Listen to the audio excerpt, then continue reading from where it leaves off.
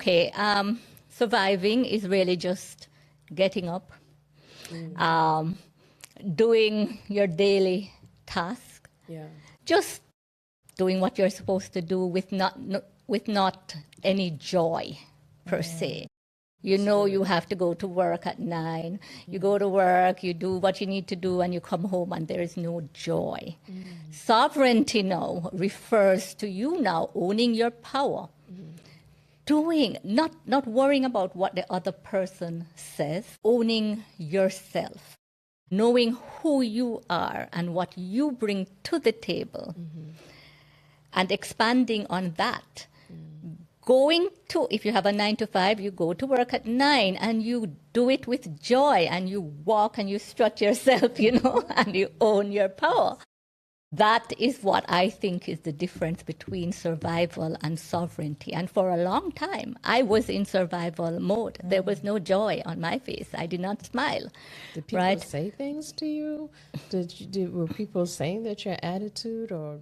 No, they do know. People, in my case, they did know I was depressed. They knew what I had gone through at that point, And they did try to cheer you up, and they did try to say, oh, but you have this going on or you have that going on, but that was never enough. And it is a personal decision, to rise from that space. And unfortunately, it's easy for me to say it, but it's much harder to actually do. And it does take work. And that's where you also need your circle of support, right? Oh, definitely.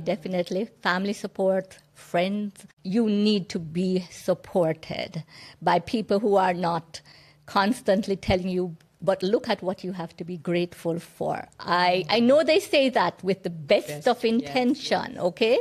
The best of intention, but it does not make things better. Sometimes they just need to sit with the person.